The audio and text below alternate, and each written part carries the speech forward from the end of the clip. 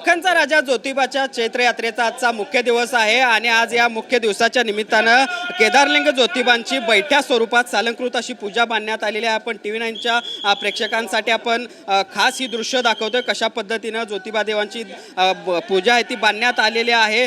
शाही पोशाख परिधान करण्यात आलेला आहे, त्याचबरोबर अलंकार देखील परिधान करण्यात आल्याचं आपल्याला बघायला मिळतं। आज वेगवेगळे धार्मिक विधी देखील या ठिकाणी या यात्रेच्या निमित्तानं पार पडणार आहेत।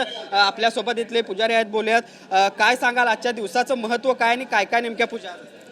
आजच्या दिवसाचं महत्त्व म्हणजे आज चैत्र शुद्ध पौर्णिमा, आज देवाची चैत्र यात्रा म्हणून आज मुख्य दिवस आहे।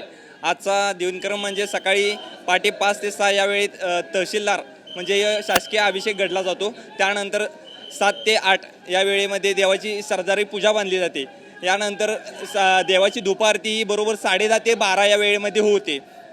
यानंतर 12 नंतर देवाची धूपारती पूर्ण पार पडल्यानंतर 1 वाजता देवाच्या सासनकाठीचा आपलं नंबर चालू होतात। त्यामध्ये शासकीय कर्मचारी असतील त्यांच्या हस्ते पूजन होऊन त्या नंबराला सुरुवात होते।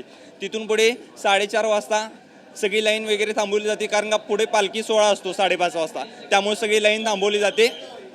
तिथून पुढे 5:30 वाजता बरोबर तोपेची सलामी झाल्यानंतर 5:34 पालखी सोहळा यमाईकडे प्रस्थान होतो।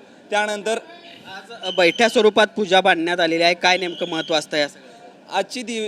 आजच्या पूजेचं महत्त्व म्हणजे आज सरदारी पूजा ही बांधली जाते। या पूजेला सरदारी पूजा असे म्हटले जाते, कारण सकाळी बांधलेली पूजा ही ज्यावेळी यमाई आणि जमदग्नीचा विवाह सोहळा संपूर्ण झाल्यानंतर या पूजा उत्तरली जाते। त्यामुळे आज दिवसभर देवाची पूजा ही बैठी स्वरूपात बांधली जाते।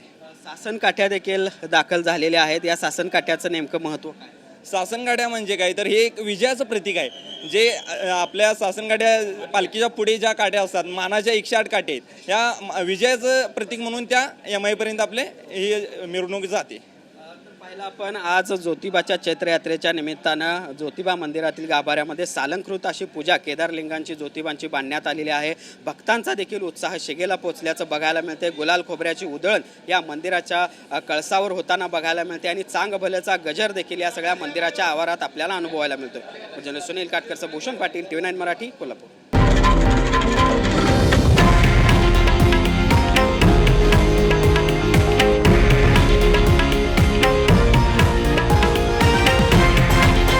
हे आहे देशातील नंबर 1 न्यूज नेटवर्क आणि आपण पाहत आहात TV 9 मराठी, एकमेव।